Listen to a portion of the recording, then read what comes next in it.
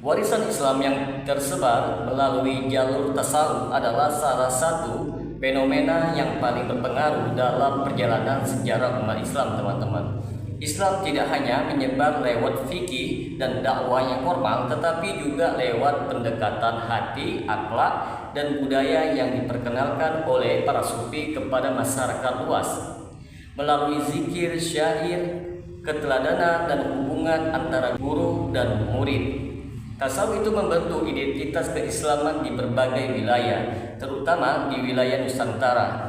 Warisan ini menghadirkan banyak kebaikan seperti penyebaran Islam yang damai, pembinaan akhlak, dan terbentuknya komunitas spiritual. Namun juga meninggalkan polemik ketika bercampur dengan unsur-unsur lokal dan ajaran ekstrim tertentu. Dengan semua kompleksitasnya, tasawuf menjadi jalur yang sangat menentukan dalam membentuk wajah Islam di banyak tempat hingga hari ini.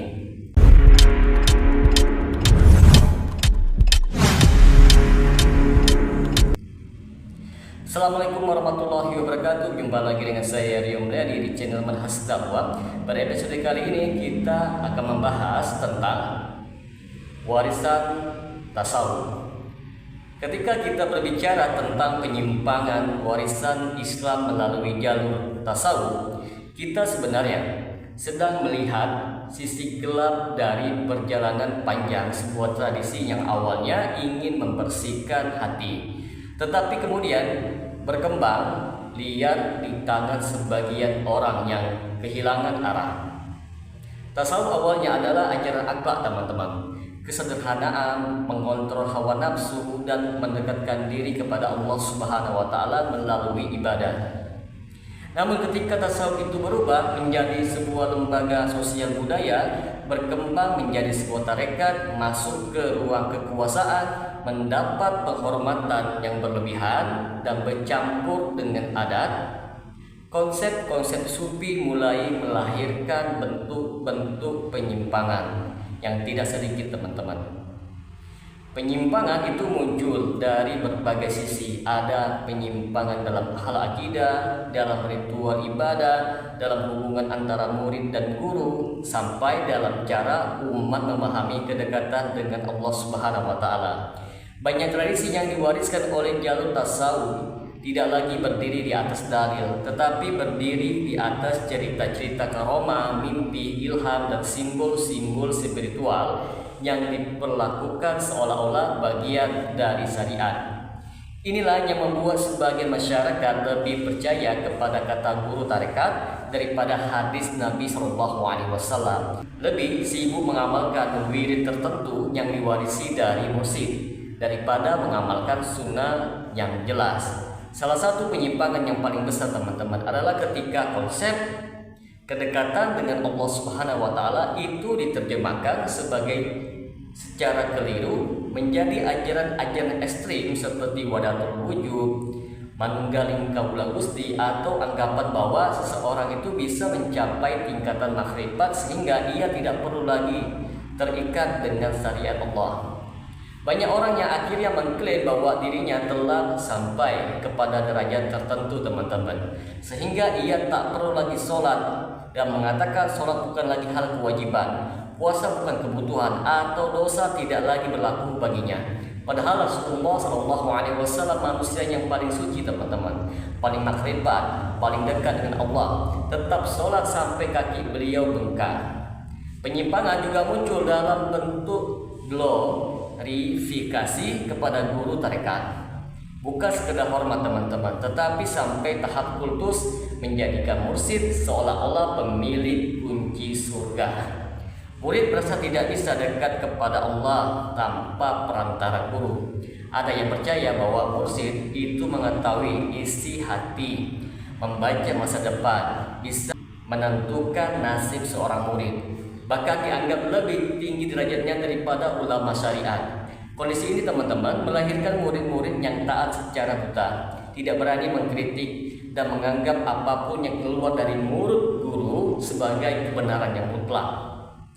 Selain itu, teman-teman, warisan tasawuf di banyak wilayah membawa tradisi-tradisi yang tidak ada dasarnya di dalam Islam. Ritual-ritual tertentu seperti membaca wirid ratusan ribu kali dan dalam format yang tidak ada tuntunannya, menari sambil berzikir, meyakini adanya energi spiritual dalam pakaian guru, atau upacara-upacara yang menggabungkan mantra lokal dengan doa-doa Islami. Semua itu berkembang pelan-pelan, kadang sangat halus sampai masyarakat tidak sadar bahwa mereka sedang melaksanakan sesuatu yang tidak diajarkan oleh Nabi Shallallahu Alaihi Wasallam. Warisan penyimpangan ini teman-teman juga tampak pada konsep karomah yang berlebihan.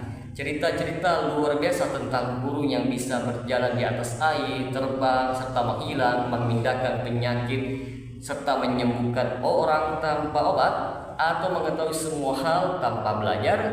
Cerita-cerita ini menyebar dari mulut ke mulut, dari manakib ke manakib, dan akhirnya apa teman-teman? Menciptakan generasi umat yang lebih percaya kepada keajaiban daripada dalil. Karomah yang seharusnya sebuah pengecualian justru diperlakukan sebagai standar kerohanian seorang wali.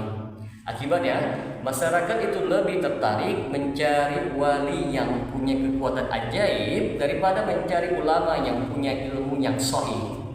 Penyimpangan lain adalah masuknya unsur-unsur sinkretik di banyak wilayah teman-teman.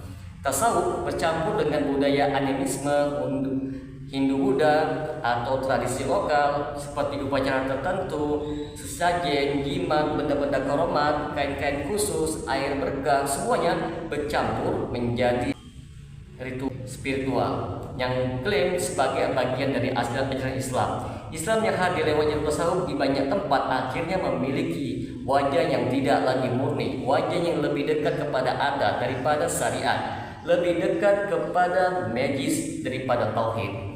Di dalam sisi sosial, warisan penyimpangan ini juga menciptakan masyarakat yang pasif. Banyak orang yang lebih sibuk menunggu berkah dari zikir, masal, haul, dan acara-acara ritual daripada memperbaiki ibadah pribadi. Ada yang terlalu mengandalkan syafaat gurunya, sehingga ia lupa bahwa syafaat terbesar adalah untuk orang yang bertauhid dan mengikuti sunnah Nabi Shallallahu Alaihi Wasallam. Tasawuf yang awalnya mengajarkan kepada kita keikhlasan malah diwariskan dalam bentuk pesta zikir yang penuh pujian kepada guru, penuh simbol, penuh drama spiritual, tetapi kosong dari ilmu. Warisan penyimpangan juga tampak dalam kira-kira tingkatan spiritual yang tidak jelas sumbernya. Seseorang merasa dirinya telah mencapai makom tertentu hanya karena rajin menghadiri majelis tarekat. Ada yang merasa lebih suci daripada umat lainnya hanya karena memakai pakaian tertentu, mengikuti wirid tertentu, atau memiliki sanad tarekat tertentu. Padahal kesucian di sisi Allah bukan dilihat dari simbol tetapi ketaatan dan keikhlasan.